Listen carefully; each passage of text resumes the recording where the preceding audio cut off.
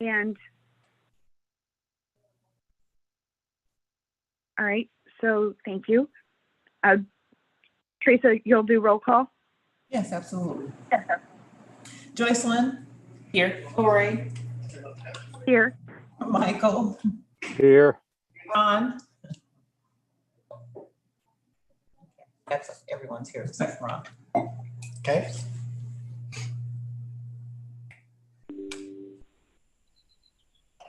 All right.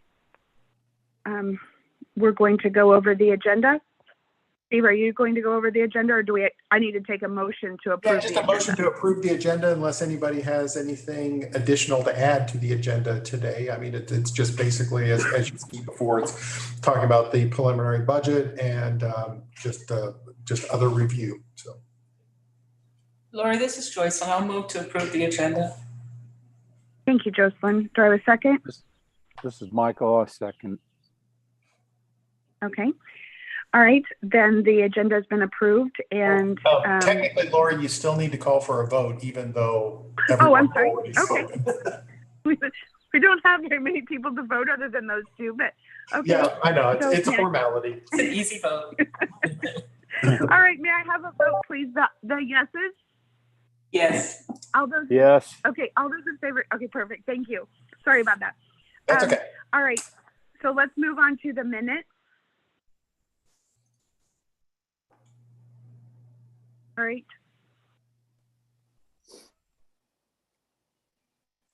I'll move approval of the minutes. All right, do I have a second? Sure, it's Michael. I'll second that too. Thank you.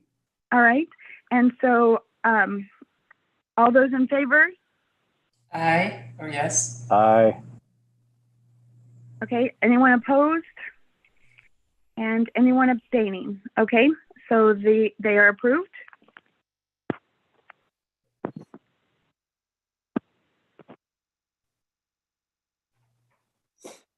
All right, so now is Quan going to go over there? Who's talking about the technology budget? Steve, is that you? Yeah, Brian and I can talk about this. Yeah. So, Okay. So yeah, Brian Gash is in the room with us, and this is, I don't think we've changed this at all since last month. But the idea, Not changed. yeah, but the idea was to share with you what we were thinking about last month and give you an opportunity to think about it, ask questions, and then potentially vote on it if you want to. But we didn't feel right about springing this on you for the very first time today and then including it in the budget for tomorrow night. It just seemed like it was too fast. So Brian, do you want to just go over everything, just remind everybody real quick about the Sure. technology initiatives for 22-23? Yeah, sure. It's pretty standard stuff this year. So you can see at the top the 01-5330. That's the core kind of IT technology budget. We've got the top line there listed subscription services that has things like our Microsoft contract. It has a ton of stuff in it. There's a giant spreadsheet that does all of this, but that's all of our core contracts and services that we use to kind of keep all the technology stuff going. There's some contingency in there to handle like laptop purchases, tablet purchases, all those types of things are in there. Wiring, just miscellaneous stuff that we need is all in that budget. And then the next line, we have a line item to update the fundraising and foundation website update.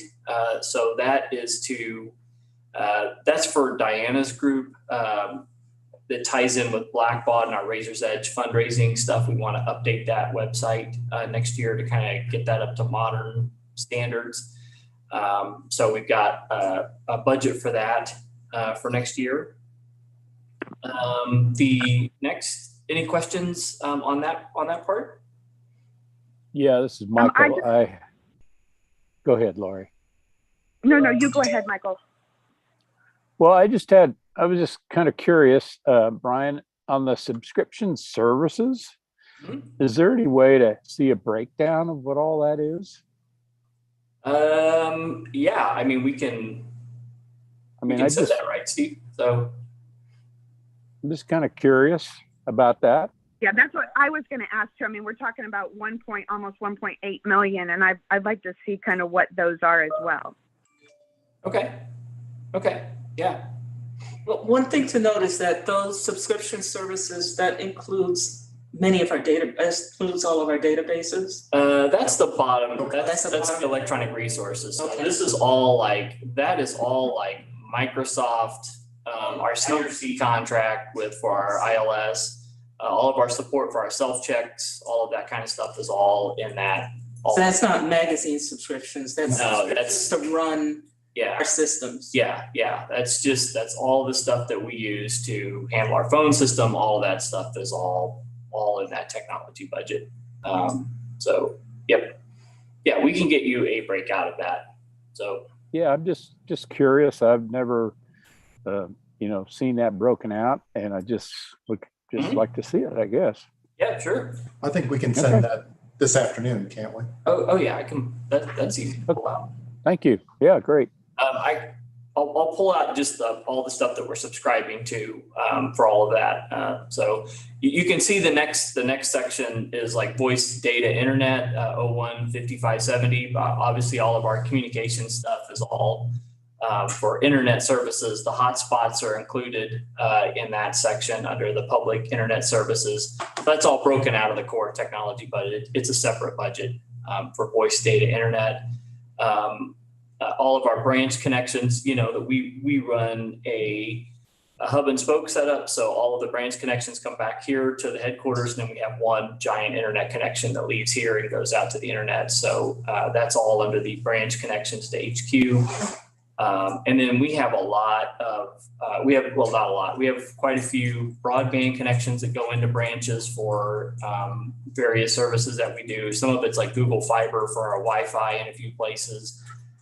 We still have quite a few landlines, and these operate like fax machines, elevators, all of that type of stuff. And that's what's in that bottom line down there for voice, data, internet. And so any questions on that part? That's all internet and data line services. So, and like I said, the MiFi, the hotspots for customer checkouts are in there under public internet services too. So. And so I also wanted to ask a question about this. So my question was going to be, so we're looking at like this 6.5 from this year for this next budget. What was it for last year? And kind of like, have our expenses increased significantly, or were we able, because a lot of other things are going up, a lot of data storage and phone things, some of those have come down. And so like, you don't have long distance, you don't have some of those things. So I wondered if we had any cost savings, or if we're just continuing to increase. The core technology budget goes up a little bit every year, primarily just due to like inflationary things. Like a lot of that stuff just kind of increases over time, but it's not a lot. I got that. It's actually, we're real flat from last year. Like the core technology budget is up like $60,000 from last year. The voice, data, internet is up about $100,000 from last year. The only reason it is because it has all of the hotspots in it now. That's the primary reason. The data connections, the internet connections, all of that stuff all stayed the same. And then the next line, the electronic resources that Joycelyn was talking about, which is all of our research databases, alltutor.com, the universal class, all those things that we provide online. That budget is pretty much flat from last year. We do have to, all the vendors charge us a little bit inflationary raise every year. So, but it's pretty much flat. So for the most part, it's very flat. Even from the last 3 or 4 years, it's still pretty flat. You can always do like a 3 to 5% increase just due to the stuff going up a little bit over time. But really over, like I said, 3 to 5 years, it's all been pretty flat. Actually, Brian, I can add a little bit to this. So two things. First of all, in terms of the subscriptions, the one that always drives me nuts is our ILS. That's integrated library system. That's sort of like the main core system that runs all of our check-in, check-outs, all of that. And my feeling is that their maintenance and service subscription costs are not in line with what they should be. And typically, this is what happens in library land. And we've had this vendor since 2000. I think we started the migration, or we signed the contract with them in 2003. And it just increments up a little bit over time. And when you get this as far out as we have been, almost 20 years now, then what ends up happening is that increment gets sort of out of whack. And the way that you hold them honest is that every so often you put this out for an RFP or an RFQ, and lots of times that will encourage your vendor to drop the subscription cost. And we haven't done that. We haven't done that, as I said, in nearly 20 years. And so that's something that is on the horizon. Brian and I have been talking about that once the capital program was over, that we should look at potentially putting this out to bid, not just to help save money, but also timing it so that when the capital program is over, if we do actually migrate, if the best option is to go with another vendor, we're going to need a lot of capacity. And so waiting until the capital program's over is kind of the right time to do that. So that was point number one. Point number two is, while Brian was talking, I actually pulled up the presentation from last year to see what our budget numbers were. Our total technology and data and e-resource budget for last year was $7.9 million as opposed to $6.5 million this year. In terms of core technology, last year core technology was 1.7, actually 1.76. This year it's 1.79. So virtually the same, like Brian was saying. The internet charges last year was $904,000. Just looking at it, that just kind of eyeballing those numbers, it looks like it's about $1 million even. Yeah, it's about $1 million even. So it's a little higher. That one's a little bit higher. And then our virtual branch services, I think that's where those are a little. It doesn't have everything in it. It doesn't have ebooks in it. It doesn't have the ebooks in it. Yeah. And so that's where the real difference in the number is. But when you look at those research databases and online learning, and you look at the similar line here, it's 2.6 million, and it's 2.6 million last year, 2.7 million this year. So yeah, I mean this has career online. The electronic resource has career online high school in it, which will change here. And then, like I said, the voice data internet, it's 100,000 more because we're having to pay for all of the hotspots. And that's really what makes up the difference. Yep. So really, looking at the budget in terms of trend, it's very flat. Right. So I have another question. I'm sorry, Jocelyn. Go ahead. Yeah, this is kind of getting in the weeds, and it kind of goes back. So the ebooks are not in this budget, but they were last year. Yeah. They're not really in we just always included them there because they were part of the virtual branch. Mm-hmm. So yeah. So where is that now? Is that it's in collection. It's always been in collections. It's always come out of collection. And then to back on that, because I know during 20 and 21, we increased the ebooks to meet demand because our doors were closed. Has that come back down to where it was, or are we keeping that capacity? Actually, Susan and I talked about this just last week, and our ebook numbers are going to be our ebook budget expenditures are going to be a little bit higher this year than budget, but physical print is still lower, so it's a wash. Okay. It's transitioning a little bit. Yeah. Yeah. I think we got people too used to ebooks. I will go back to one thing, Steve, you said about the CRC vendors. There's really only two main vendors out there. So there's a couple of off brands and open source vendors that you can use, which I would never recommend using. So we're just so big. But there's Triple I, which has Sierra and Polaris products, and then there's CRC. Those are the two big vendors. So they got us over a barrel just a little bit on that stuff. But yeah, there's really, they've all slowly gobbled up the other vendors is what's happened. So are they offering like, I know that, I work for, since that's kind of what I do, is I'm wondering are there any services that in the past we've hosted or paid for that they're offering, like the other companies, like that they're including more now that maybe they didn't include in the past, like, maybe some storage or something as a part of that integrated library services, like that them. And you said, what's the other vendor besides ILS? So there's two real main vendors. There's CRC Dynex, and that's who we currently have. And then there's Triple I, and they bought up a major vendor that had a product called Polaris, and so they're the other major vendor is Triple I. And they store all of our data with those products. So all of our book data, customer data, all that kind of stuff is all stored by them, but they don't offer any other services like, like we can just host our own servers with them or store extra data with them. It's only related to their software product. And it's the same with everybody that does that. Microsoft being the exception, we can sign up for whatever we want to host through Microsoft, through our Microsoft 365 services. But Blackbaud, Paycor, all the rest of the vendors that we use that host software as a service stuff for us, that's all you can do is just have what you're paying for with them. You can't host extra stuff with them. So. Right. No, I just didn't know if what they offered in 2003 is not the same thing they should be offering now. I mean, surely they've, improved their stuff and maybe you guys are getting upgrades as you've gone along and I see.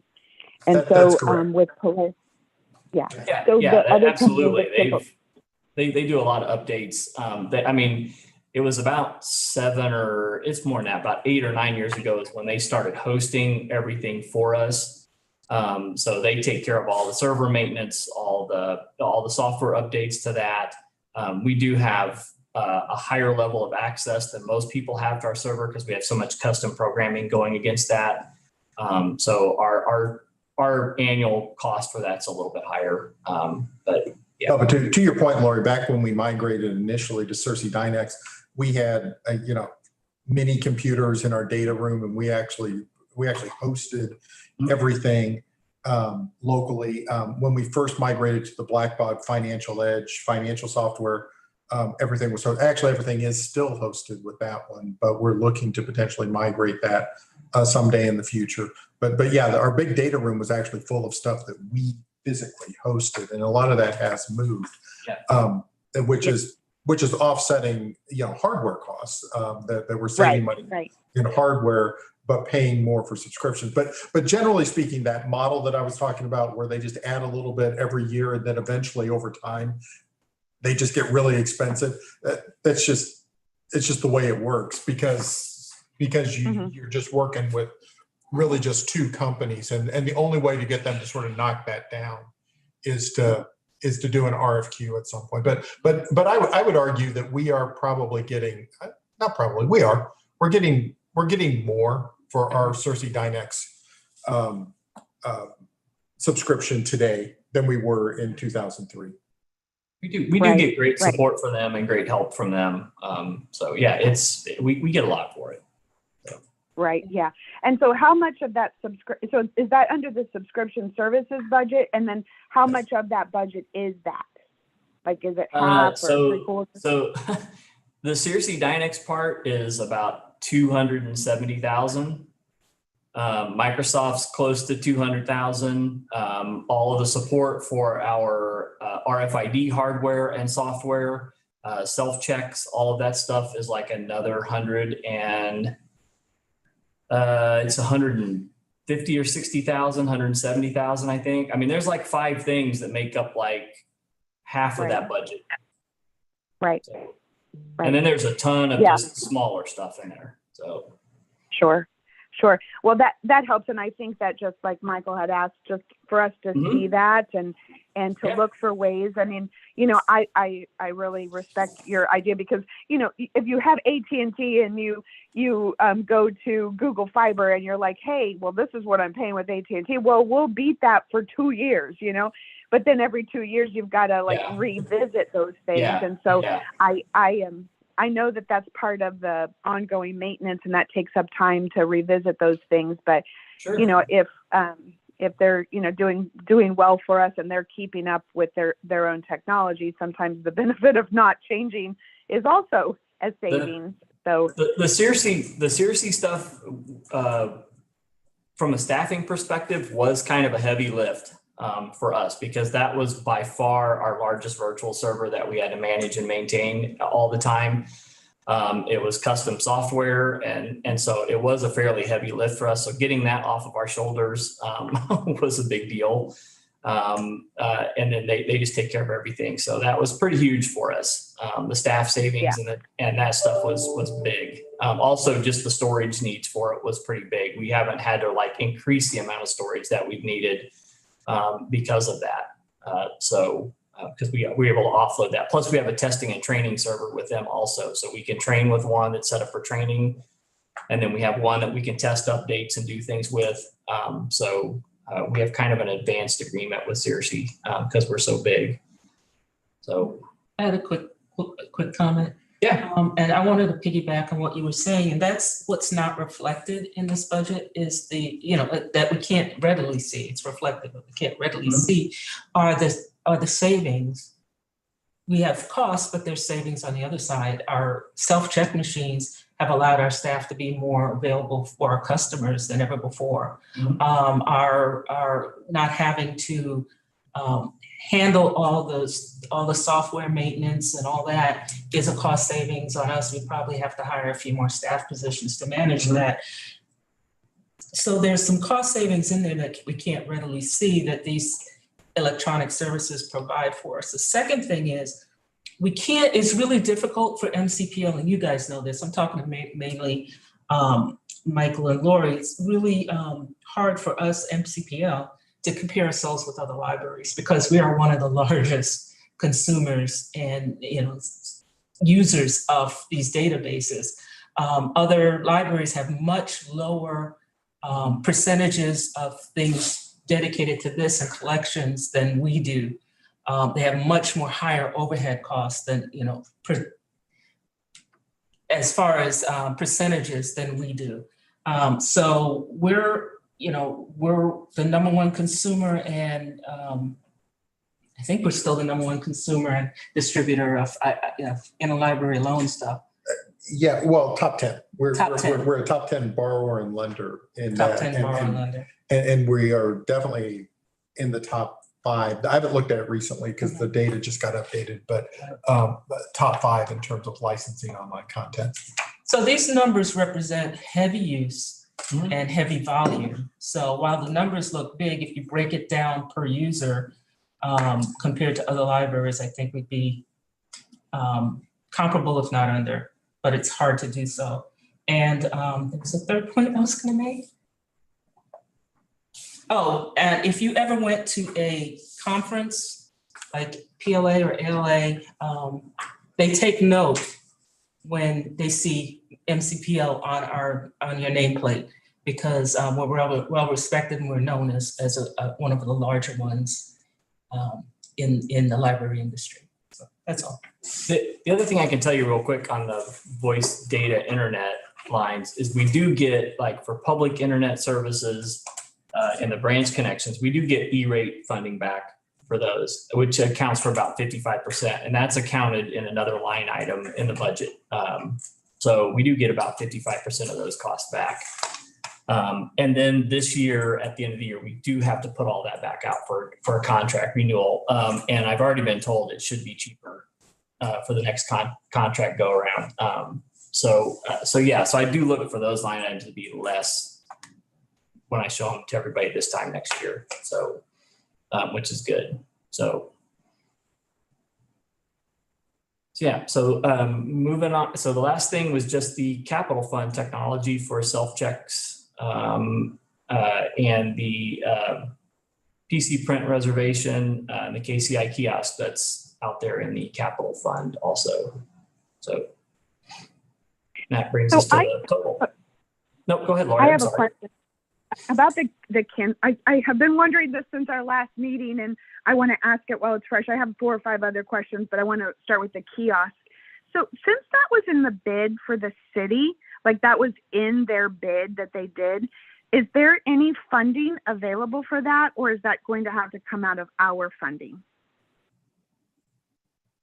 No, we actually approached the vendors to ask to participate. And so this is actually our participation in this. I mean, they could have chosen not to include us in their participation, but yeah, I mean, this was our, it was our offer to help them. And actually we've been talking, and by we, I want to say it wasn't the board, it was staff's been talking with KCI for 10 years about trying to do something at the airports. And even before they were talking about building the new airport, we were talking about trying to do something in the existing airports. And so this has always been something that we were trying to do independently. And this was the solution we came up with. Yeah, I think it's very cool. And so does that go with our ebook? I know you said the ebook subscriptions were higher. Will that have to increase our ebooks subscription anymore for people to check those out? I wouldn't think so. Because, well, I mean, the way, because a lot of this is speculation, but I'm basing this based on conversations I've had with the owner and manager of the Overdrive collection that set up the similar model in San Antonio. And when he set that up, of course, anybody who has an existing account, an existing library account, will be able to check out anything that they normally would. And you could do that anyway. The only difference is we're just sort of reminding people that they can do that. We will probably put a handful of things in there that do not have licensing limitations on them, but those will be things that we will contract with Overdrive, and he's got some stuff in mind for that anyway. So shouldn't cost us anything additional based on conversations I've had with him. Okay. And my next question is I know that the Biden administration was talking about possibly doing some funding for like internet and, so I wondered if like our hotspots or even, I know that you said that there was some funding that we were getting back for our voice data and internet. Will any of that impact us as a library to have more funds available to us? I mean, it should if we can get access to it. Sure, we'll try and do that. Absolutely. Okay. So we just got to watch and see what happens. So. Yeah, and how they roll out the program, because the Wi-Fi program that we did have was a government program. I mean, it was a government grant program that we applied for and got funding to do. The external antennas for external Wi-Fi at our branches was a federal program that we applied for to get that service. Chromebooks to go. The Chromebooks to go are we're all paid for. A lot of the like rural broadband and things like that they've been talking about in terms of the infrastructure bill aren't really last mile. They're to help build out to communities. So like, for example, make sure that you've got fiber running to Atherton, Missouri, for example. Because we have high-speed internet in all of our communities where we have libraries, we've already kind of helped them do that. I mean, Edgerton, Camden Point, and Dearborn have high-speed internet in their communities because we subscribed to that years ago. So a lot of what they're talking about is helping to build out the middle mile and not necessarily the last mile. But with that said, Brian will keep his eyes on things and make sure that we're not losing an opportunity. Yeah, we We did real well on the use of the grant money. I mean, it paid for the hotspots for a little over a year. So we did really well with that. Like Steve said, we've added hotspots, all grant funded. The Chromebooks were all grant funded. Access Wellness was grant funded. So yeah, we've done really well with that. I think that's one of the reasons why the core IT budget has stayed flat, because we've made use of that kind of money. So. Yeah, that's wonderful.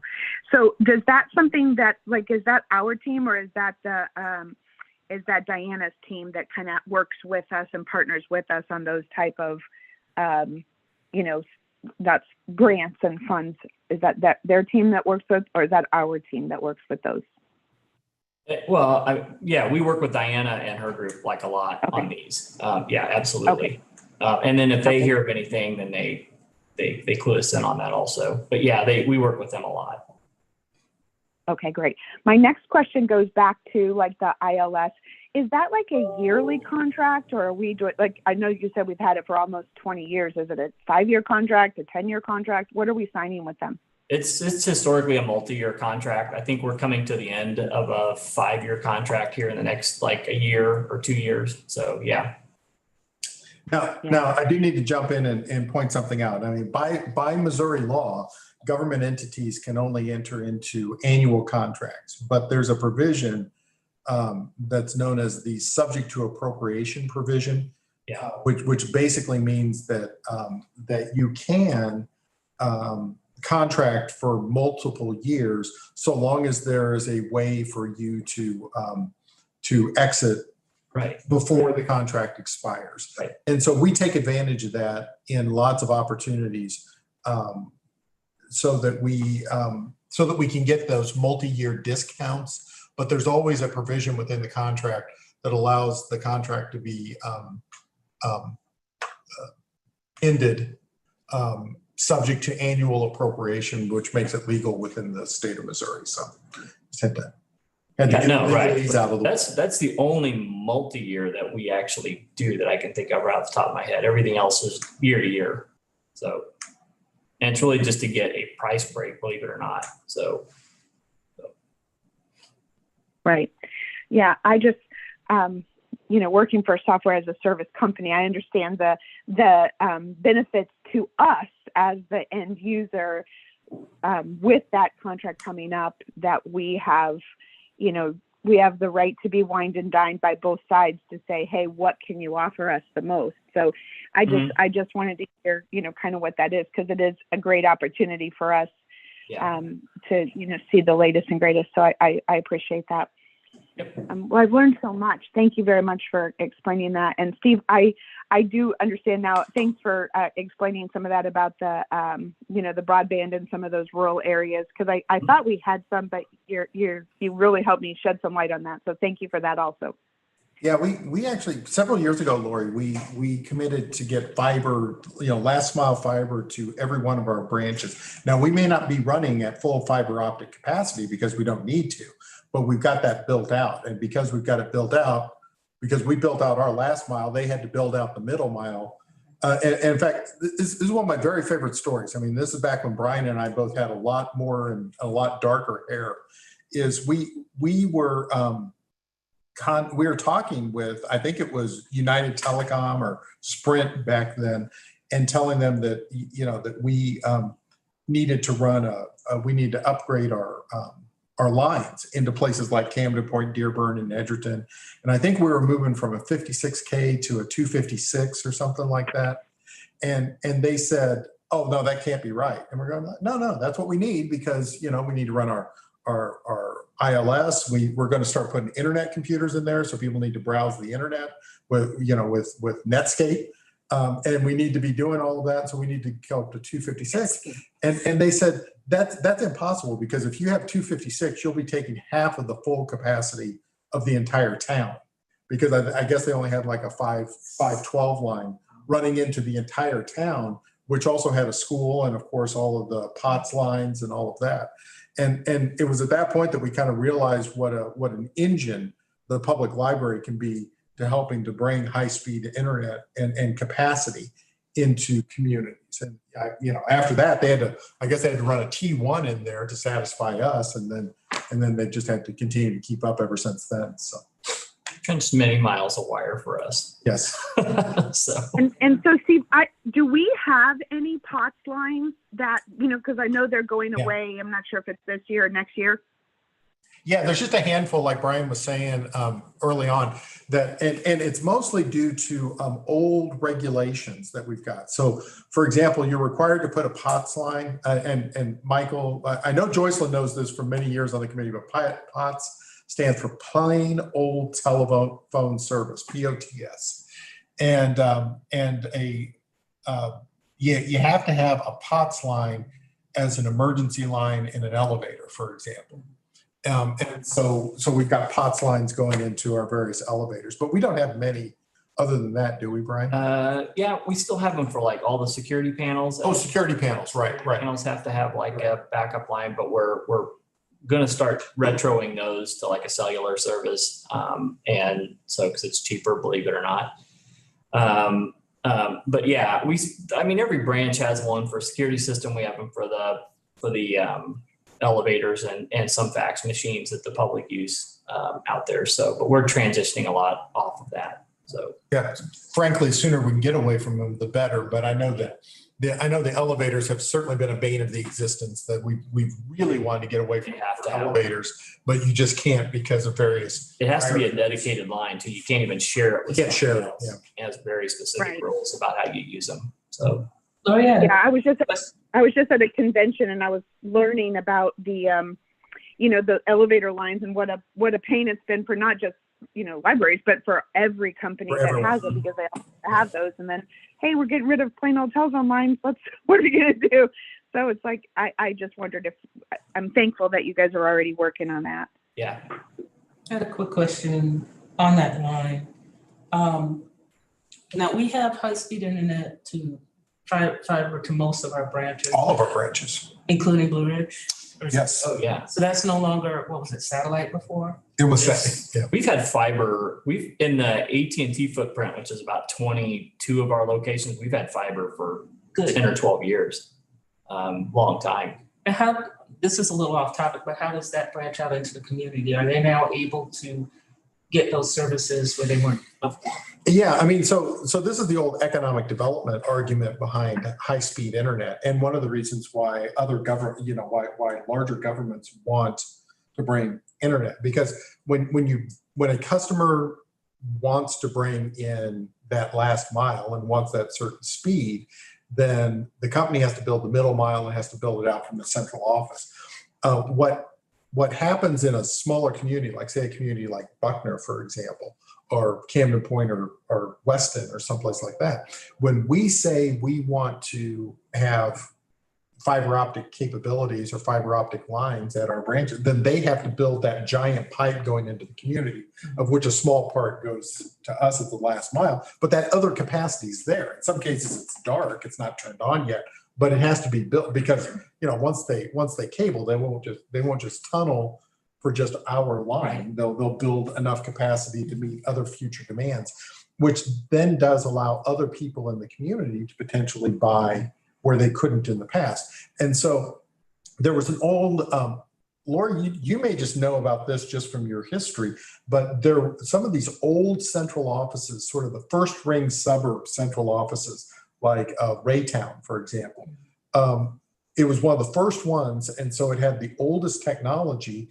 And because it was a first ring suburb, people were moving away, which meant that there wasn't as big or as hot a market for high-speed internet at places like Raytown, our Blue Ridge branch, Grandview, sort of certain communities in Independence, up through Excelsior Springs, for example.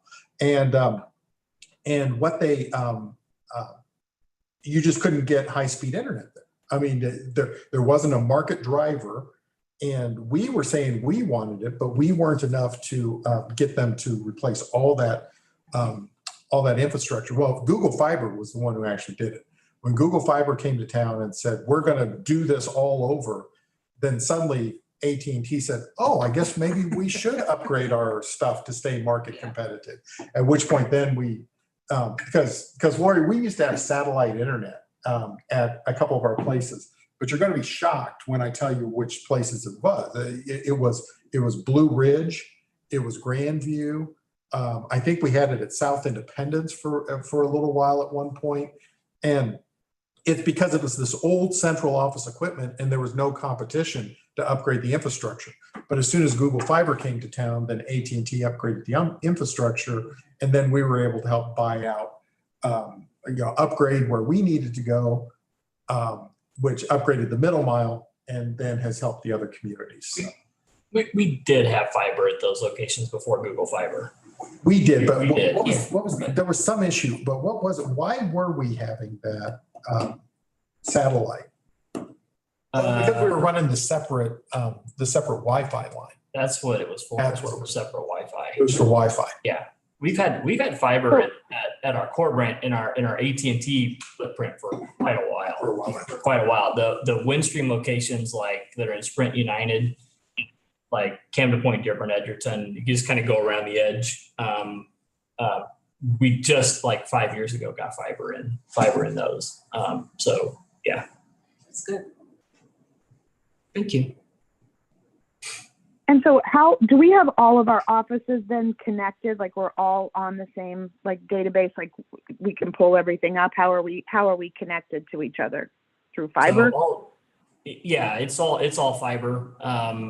So it all comes back here to our headquarters facility. And then we just have one giant internet connection that goes out from here. It's not really even that big. It's like a 5 gig connection. So, but yeah, and then they're varying speeds. I mean, believe it or not, we're pretty conservative on our data connection speeds. We just didn't go out when we got fiber and just say we're going to put gigabit connections or 2 gigabit connections everywhere. They're only 250 megabits is all they are.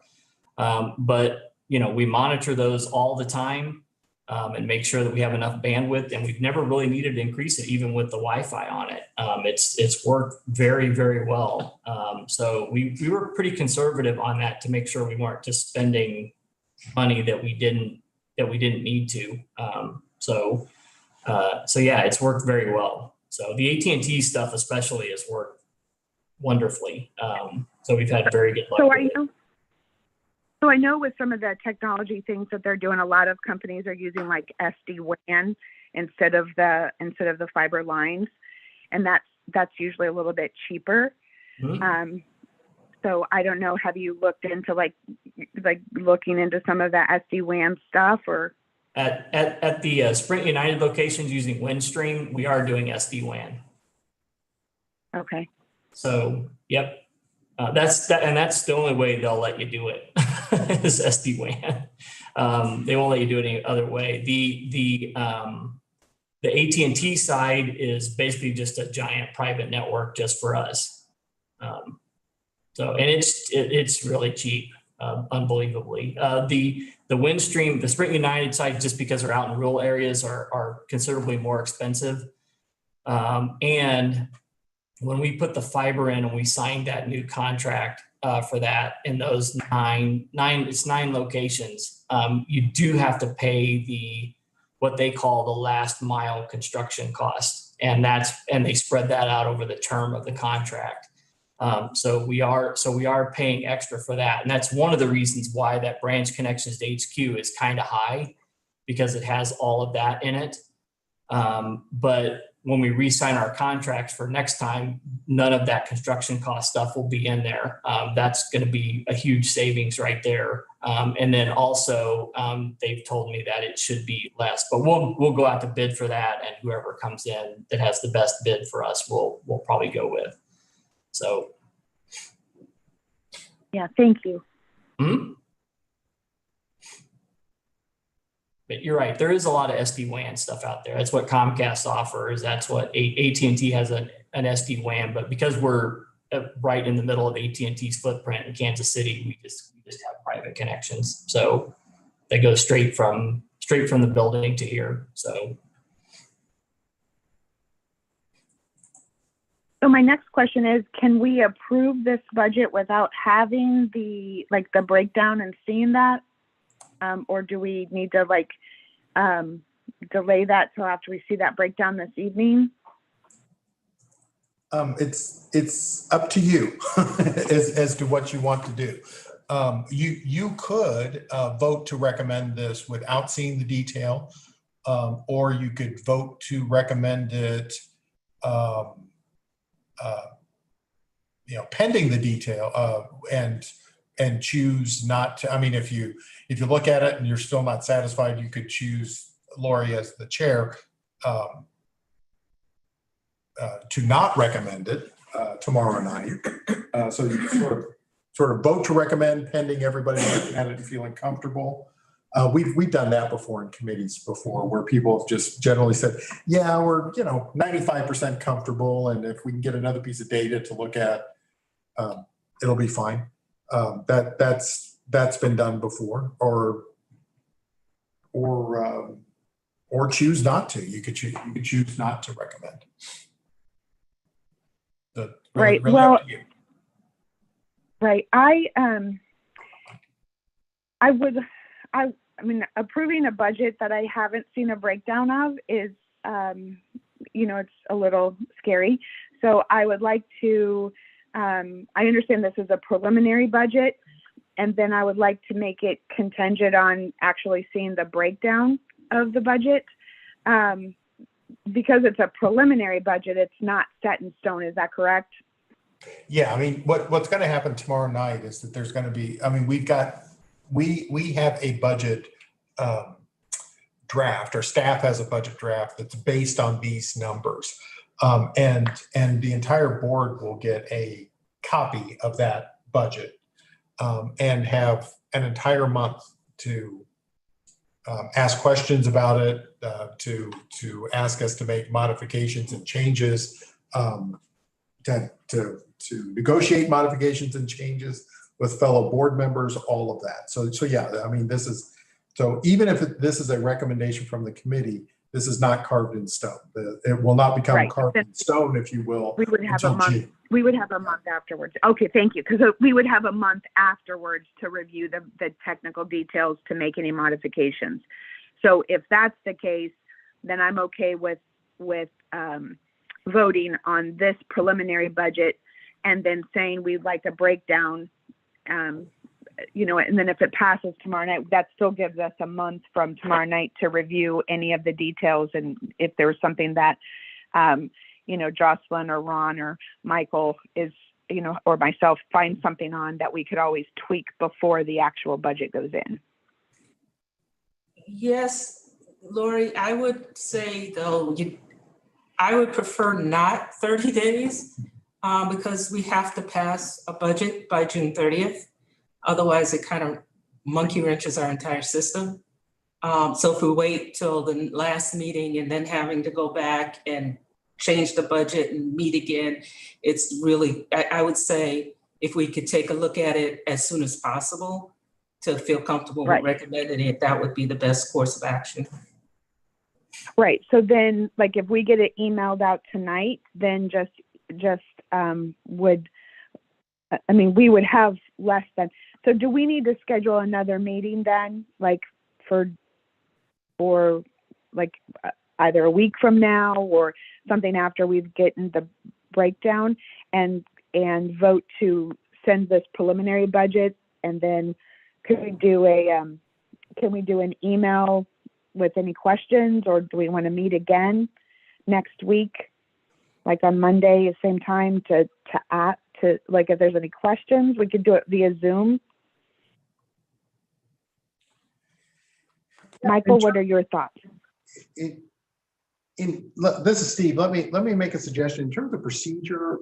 If you're generally comfortable with the direction we're going, realizing that our numbers are very similar to the numbers last year, then you can make that recommendation and say that you're still looking to have additional detailed information that we'll be sending you. And if you have an opportunity to take a look at the information tonight and say, oh my gosh, this is terrible, then you could then we could have a real quick meeting and you all could choose to withhold that recommendation tomorrow morning. But yeah, the numbers are very similar, and And just one more thing in terms of budgeting policy, the authority of, I'm trying to remember what Juan calls this, the level, that's what I call it. The level of control for the board is at the line level. So like that large line, the 015330 line is kind of where your authority is.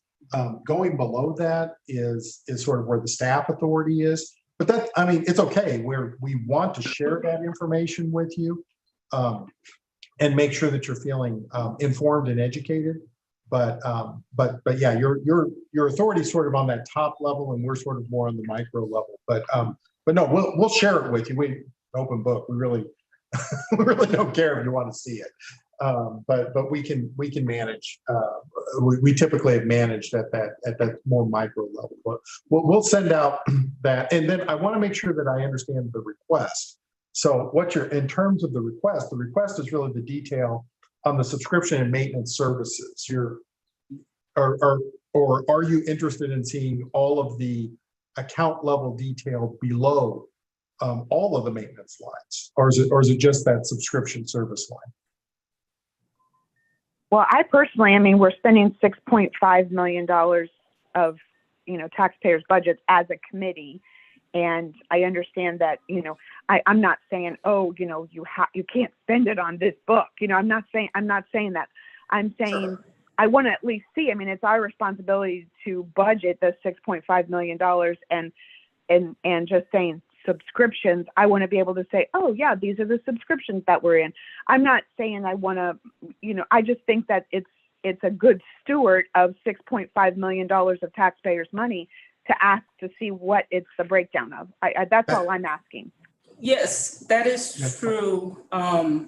That's true, Lori. However, I would caution the board from getting too much into the weeds. It's okay to look at it and say, yeah, these fit under that category. These are appropriate for the library. Go ahead.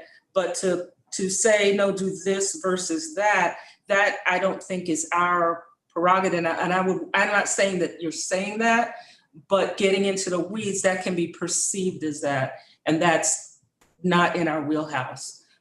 Our wheelhouse is at 6.5 million to say, these are the categories. These are the things that go under that category. Yeah, we can look at the minute details. I've done that before. When I was treasurer, I looked at all the little minute details, but at some point, and I did say below that line item, like Steve was mentioning, we're really getting into micromanaging. And I think with this particular budget, these categories, with few exceptions, like the kiosk, these are things that the library has been paying for years. So this is a pretty standard budget, but I would feel comfortable being on this board as long as I have, approving this, looking at the categories, but I don't really see a reason, unless there's something in the budget for buying Brian a Cadillac, which is not in there. But I can put that in there? No, okay. But barring that, these are things that are pretty standard that have been covered for years. So I don't see a reason to kind of halt right, but maybe process. I haven't been on the committee. I haven't been on the committee for years, and I don't know what's on those things, and I'm not comfortable signing my name saying I'm going to spend $6.5 million of taxpayer money and not even seeing what we're spending it on. I'm not saying not to see it. Take a look at it, yes. But I'm saying that our responsibility ends at the 6.5. If there's something that doesn't clearly belong in there, yeah, point it out. But and take a look at it, go as deep as you want. But I'm saying our ability to, our responsibility is at that 6.5 million, if that, because we do not run the day-to-day. We could say we shouldn't be paying for this, but we don't recognize all the things that those things touch. That's a staff level decision. But yes, we should be informed. Absolutely. Absolutely. Yeah. So, yeah. And as a newer committee member, that makes a lot of sense. I mean, because you haven't had a chance to dive in, neither you or Michael, Lori or Michael have really dove into this before. So we're comfortable showing that. Yeah, we can do that. Okay, good, because this is Michael and I same situation. I've never looked at any of this because I'm newer on the committee, and honestly, I'd like to see it. Yeah. And it's not about diving into the weeds or anything like that, but I have a responsibility. We all have a responsibility just to take a look at things. And, I'm not saying we're looking for anything. I just want to know. I've never seen it. So is that okay? I mean, absolutely. I'm sorry absolutely. if I didn't mean to come off like that. What I was trying to say is that having been on the board for a long time, I'm very comfortable with the budget. And I am saying, take a look at it. But what I'm asking, I guess, is saying, let's do so in a way that keeps us on track to get this budget approved. Well, I'm not saying not do that. I realize you've been on the committee for a long time, but that's not my experience. Yeah, and I recognize that. Yeah, and Lori either. So anyway, I don't think it's, again, I just want to use your term, looking into the weeds. I never even thought of that. I'm not looking for that. So I just want to take a peek, I just want to take a look because I think I'm responsible. We're all responsible. And it just seems like common sense to me. For clarity, I wasn't talking about looking into the weeds. I was just getting into the weeds. Getting into weeds is a little bit different. Getting into weeds, I meant let's not say do this versus that type of thing individually. As a board, we can't set direction. And I'm sorry, I'm not putting this on you. I'm just mainly saying, and I guess I'm not communicating right today. I apologize, Michael, and I apologize, Lori. And I know I've been on the board a lot. I was just saying, for me, this is my case. For you, yes, look into the budget. I already have. Look into the budget. Absolutely. Okay. Yeah, and I can put this on myself, for example. Whenever I serve on a board, I have a tendency, because of what I do here, I have a tendency that when somebody shows me details, I tend to, that becomes an invitation for me to go into those details and to look at it at a micro level. So I have to be really careful about that. It's just a personality trait that I have. But I absolutely understand what you all are saying. It makes all the sense in the world. So we can get you more detail. In fact, Brian usually shared, in fact, I know we've already got more detail that what goes into creating each one of these lines that you see on this table. And details. Yeah, we've got it. And so we'll get that packaged up and sent to you this afternoon. And then the one thing that does kind of get in there that is a little bit different is that electronic resources and some of the detail that's in that, because that's really not in the, we've got our 3 buckets at the library. We've got our personnel bucket, and we've got our materials and program, with books. We've got that bucket, and then we've got our operations. And this almost all is in operations, with the exception of those electronic resources. The electronic resources, ebooks, and all of that is actually in the collections side of the budget. Probably belaboring a point that is maybe it's a distinction without a difference, but it's just something that I wanted to make sure that I point out. That one will be difficult for us to. I mean, we do have a giant spreadsheet that has that in it. That one's going to be fairly difficult to pull out a detail on. But yeah, we can work on that for you. But the technology, the voice data internet, those are no brainers. I already have that. That's easy. Yeah, that 01 5200 line. The next line below that does tend to get to be the individual title of a book that we would potentially be looking at, which we really don't know because we don't know what's going to be published in August or September. It's a huge spreadsheet that has all of our historic spending and all of that stuff in it. So yeah, we'll have to pull that. I'll have to figure out how to pull that out of what we have. So, but you have some type of a spreadsheet that come up with 6.5 million. I mean, I know you do. Yes, There's no way you just pull these numbers from thin air. So I'm not asking you to give a account of every book you want to buy or I just want to see, how did we get to these numbers? I want to see a breakdown of, Sure. okay, I'm spending $6.5 million. You're asking me to be the committee chair of how we're spending this money. I just want to know. I mean, it's like, I can take it at face value, but you know, we're the ones who are standing to the community saying, okay, where are we spending that money? Well, we're putting it on subscriptions. What subscriptions? I don't know. So I just think it's being a good steward. Right. It makes all the sense in the world. Do that. Yeah. All right. So with that said, I would like to see those. So we can either do another quick meeting tomorrow after we've seen the numbers, or do we accept these as a preliminary until we've seen those? I'm not sure how that works, because if we approve them without seeing them, then it's difficult to go back and say, you know, there's a question or something. So I'm not sure exactly how to proceed until we see those numbers. Well, Lori, this still needs to be presented to the full board. What the vote on today is not necessarily approving, because we can't, as a committee, vote to totally approve it. It's recommending to the full board for approval. We still have the board meeting for the rest of the trustees to also ask questions. Does that make sense? So I would be in favor of preliminary approval, you know, with the stipulation that we want to see the detail.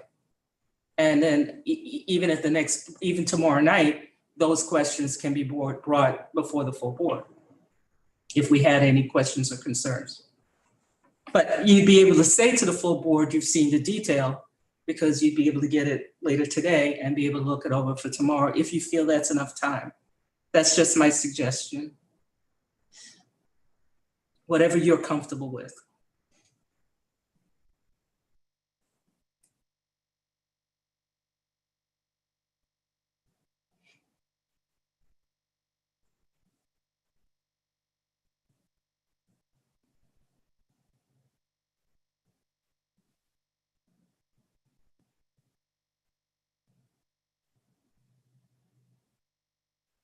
Are we still online? Yeah. Lori, this is Cody. I'm sorry to interrupt it. Are you trying to talk to us? It looks like you're still muted.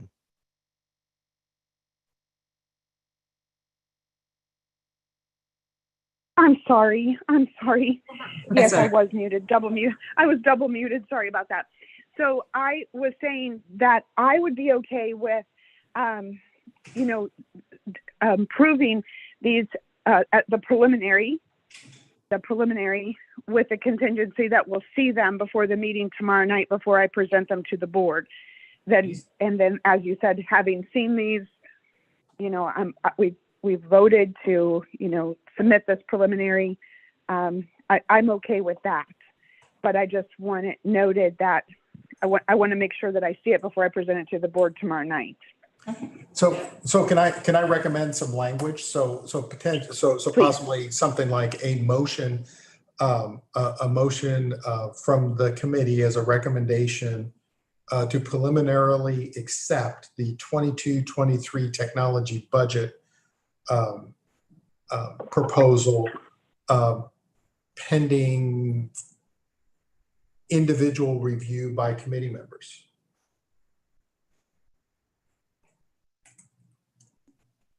That sounds very good.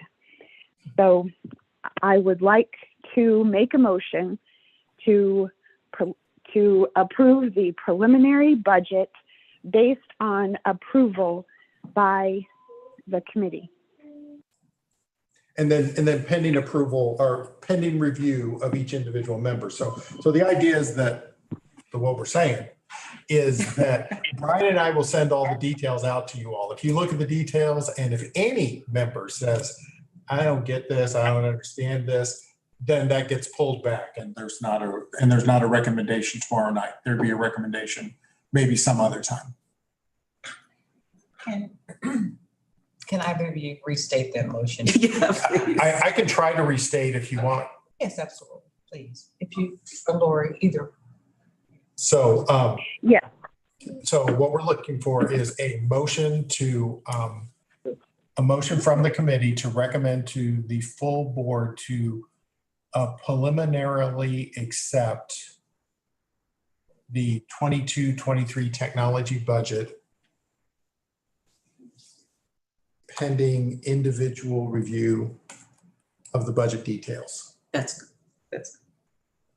That sounds, An individual review of the details or Budget by each committee member. no, just individual review of the details. Individual review suggests each individual can review. So, And I like that you put in the budget details because we have reviewed it, but we haven't reviewed the details. not the details, yeah. Thank you. Okay, so do I need to ask for a motion then? Yeah, ask for a motion, and if somebody likes that, they can just say, so moved. And Teresa will go from there. So moved. Okay. This is Michael, so moved. Okay, Thank you. you could choose. Okay. One of us move, one of Thank you. us. And the other will second. Yep. Okay. And then we'll get out the details this afternoon. And so, yeah, just quick vote, and then we'll do that. So, Okay, so I'd like to take a vote to approve the motion, and all those in favor say aye. Aye. Aye. Any opposed? Any abstaining? Okay, so the motion has passed that the preliminary budget will be approved based on the further review of the committee after tonight's numbers are received. right. Yes. Yep. Great. Well, and this was a good discussion. Thank you for going into this, because it's important to understand the details, and you just don't understand some of these details until you've been through the cycle a couple of times. So it's all very good. Yeah. Thank you, Steve. Thank you, Brian, just for, the detailed, great questions, great discussion, and yeah, appreciate you guys. Oh, thank you. We appreciate it. So Cody, if you can move, I think we can. Yeah. Well, I think we have to ask for other business or comments. I think we went through all of those, but.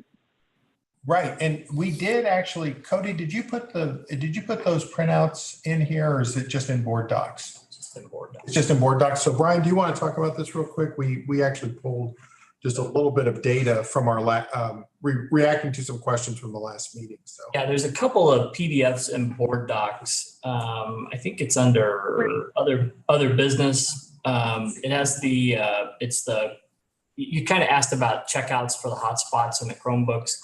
So I put a Right, I'm on board docs. Teresa, could you help me find where I need to go?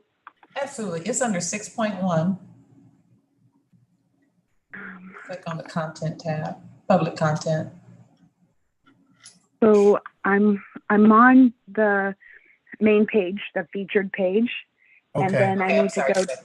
Okay, yeah, if you click on technology committee. So yeah, that box is there right in the middle where it says MCPL Technology Committee. Yes, okay, I'm there. And then The agenda itself should pull up. I always have to click on Right. View Agenda. Oh, there it is. Okay, thank you. I found it now. Sure, you're welcome. Yeah, and then when you click on 6.1, that's where those documents are Brian was talking about. Scroll down to the middle of your page. Thank you.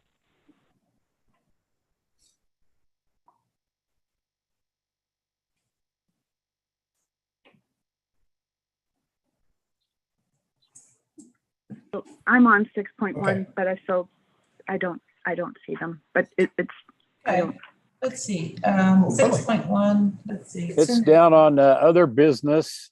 Mhm. Yeah. It's Other business and comments. And then Yeah, if you other scroll down, business. public comment, content. Okay. Lori, do you Just see? click on other yeah. business and comments, and then you'll have public content, and then Chromebook to go by branch, and then Wi-Fi to go by branch. Two documents.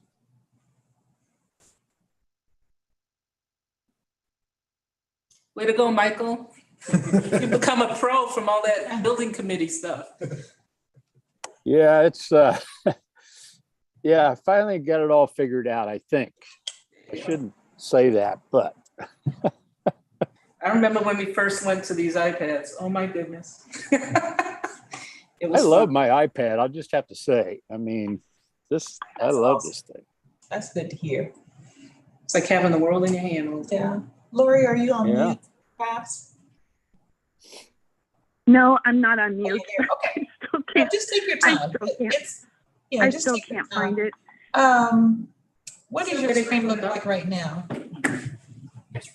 Would it be helpful So, for me I mean- as the host to show these documents? Yeah, I can yeah, pull them up. Post Yeah. them, Lori.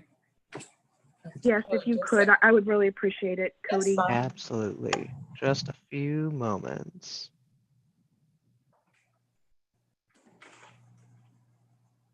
Or I could share my screen and you could tell me where I'm going wrong, but I don't want to share Oh, no something I worries. shouldn't. I am almost there. Helps if I click on the right things, though.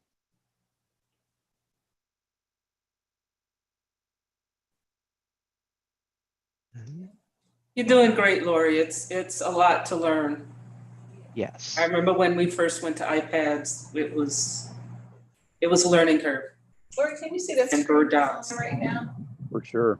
Now I can see Cody's screen right now, Yay! or whoever's Yeah, that's sharing.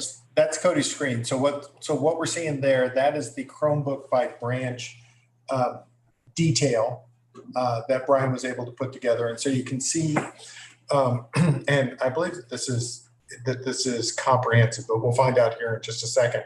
But you can see which branches checked out the Chromebooks and at what level they were checked out. So you can see Raytown, North Independence, looks like Blue Springs South and Antioch are the most significant branches in terms of checkout of the Chromebooks. But looks like the largest checkout is Raytown at 6. Yeah. Is where that is. And of course, understanding our community, Not surprising. that's not surprising. Right. What is surprising is So question, Michael, I have a question. I was blown away by the Antioch numbers. Yeah. Looking at that earlier, it's like, why is that? Yeah, Antioch's also not surprising. It's a first-ring suburb. It is a library that has traditionally been a high computer use library. I mean, in terms of people coming in and using Wi-Fi. There are some affluent neighborhoods near Antioch, but there are also a lot of Section 8 housing, particularly as you go further south toward the city of North Kansas City.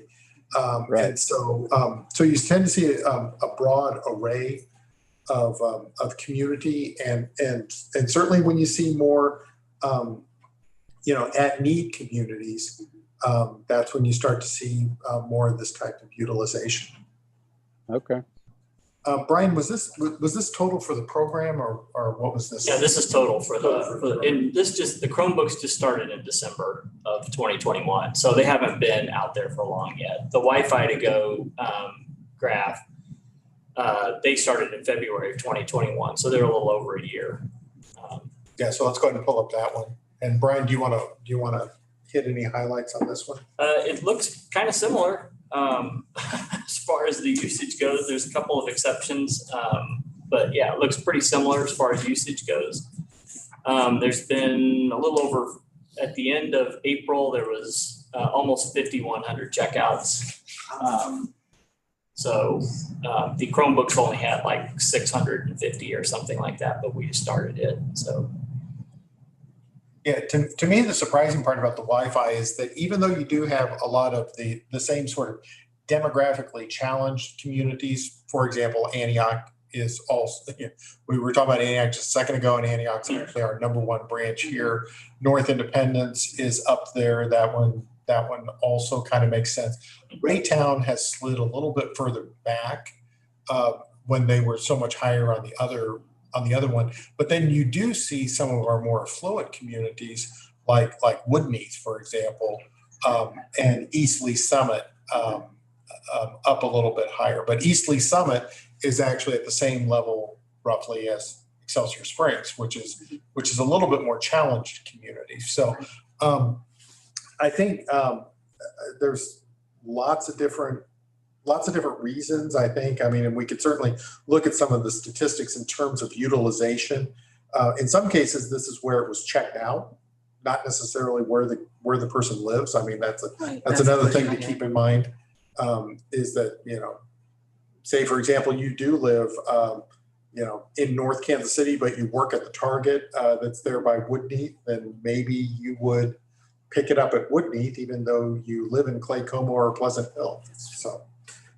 So that's just something to keep in mind. We could actually drill into that a little bit in terms of the surveys that we get. But, Brian, anything else to? That's it. Just wanted to show you where they were checking out at and how much we've been doing. So yeah. Yeah, that's very helpful. Thank you. I was able to pull it up finally. Thank you. Oh, good. I was going to suggest you bring in an iPad or something. I was going to walk you through it. So, good. Yeah, I finally figured it out. It was on the far right. That's what I was having a hard time with. So where is Farview? Farview is about 2.5, 3 miles to the east of this building. It's in Independence. It's sort of on the eastern edge of Independence. Okay. Yeah. So now that we know these numbers, this has been, is this like a year? Is this like a year stats? So will we adjust? Go ahead. I just was wondering, would we adjust the Wi-Fi's? Maybe we don't need so many at some places and reallocate to some others. And the other question I have is, I know with everybody being home for COVID, it was kind of on everybody's minds. And I know that now that we're paying for these, do we need to do some more promotion? Letting the schools know they're available or any of that? Because I know that schools send out emails weekly to update parents of, hey, this is an opportunity for you. I wonder if we could send out an email to the schools to just let them know they're still available for kids, for the summer.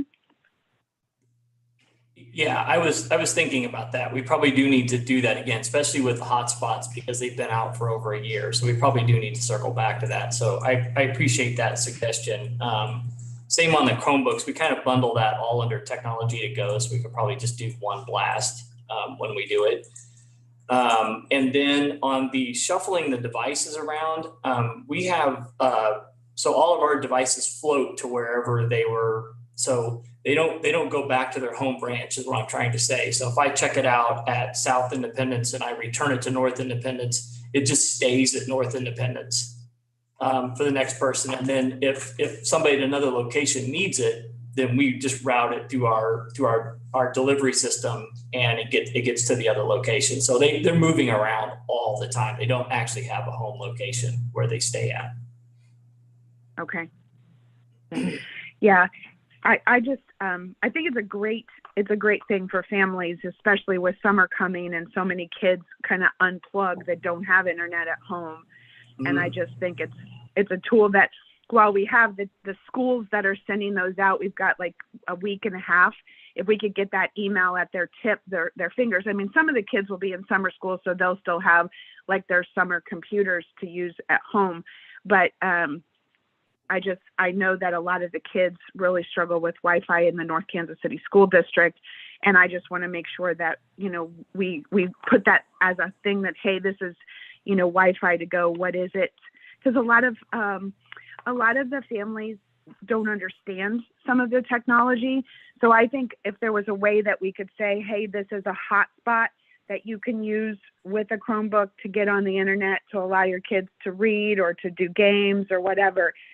I think explaining what it is, because you and I may know what Wi-Fi to go means, or Wi-Fi, I've got a hotspot. Those words maybe that parents don't always know. if they don't have a lot of technology in their house, they may not have used it before.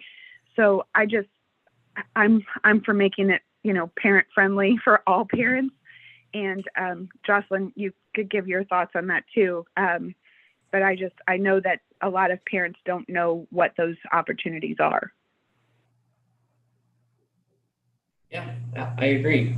So that's something we grapple with a lot here. If we try to call things what people would call them, we try not to call them something that's library lingo or an acronym or something like that. So yeah, I appreciate that. One thing that I know has been helpful is multiple ways of getting the information out. People might see it on, and you guys do this. The more it's out there, the more people will see it. In my other lives, I find that one blast is not enough. And I know that the library does multiple and targeted and everything else, which gets it out there. But they're included in the monthly newsletters and things like that. So it does go out as part of those.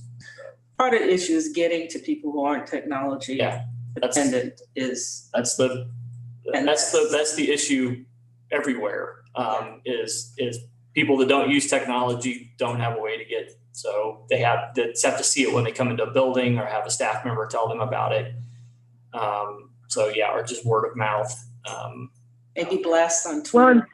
Well, sometimes the schools have easier ways to reach the parents. Like maybe we could ask the teachers, do you have like a text message blast to just say, hey, here's a link to the library, like they've got technology available for you, and send it as a text message, or maybe they would phone it out to their people just as a because we get phone calls almost every week from our schools, and we get newsletters, and then we also get text messages. So they may have a way to reach people. And I agree to your point, Jocelyn, that, they may not have email because they don't have internet, but they might have another way, and the schools have a much better chance of reaching people sometimes than we even do, just because they've got those kids every day.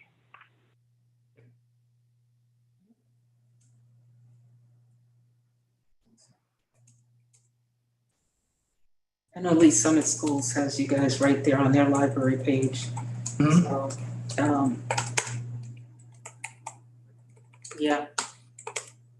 parents tend to read those emails. You're right, Lori. Parents do tend to read that.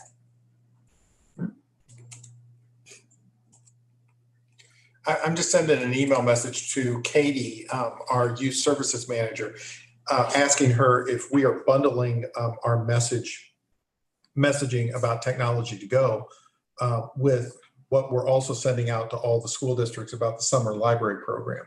So as we're talking to people about participating, coming into the library, reading books, checking out books, earning prizes, are we also telling them, oh yeah, by the way, you can also be checking out technology while you're here, which because we're already talking to those families. So we'll see what Katie says about that. It may also take, I know for me, it also takes maybe presenting it in, hey, you're taking a trip this summer? Yeah, it's get some Wi-Fi to keep your kids busy, so that they know that, oh, I can take it on a trip. I can do this. Yep. Because if they're not technology savvy, they won't. Right. Yep. It's always the. Oh. Yeah. I just know that as many times as we can get it in front of parents. I mean, I know I've got 4 kids, and sometimes I just miss things, and then I'll see it the next time, and I'm like, oh, I didn't even know that was an option. So I think it's great. You are correct. They've said for years that you have to repeat a message. What is it, 7-8 times before it sticks, and we're no different. We're no different. Yeah. Yes. All right. Well, that's wonderful. Thanks for doing that. Is there any other business that we need to talk about? All I have. Yeah. So I think that's all we've got. Thanks. Good. Okay, then do we? I don't think we have any visitors either, do we? We have no visitors, and we had no visitor comment. No. Okay, so no. Okay, Thanks then is for there all a of your motion to attention. adjourn? I move to adjourn the meeting. This is Michael. I'll second. All right, Yes. so let's vote to adjourn. All those in favor say aye. Aye. Okay. All those opposed? Any abstainers? Okay, then we pass. This meeting is adjourned.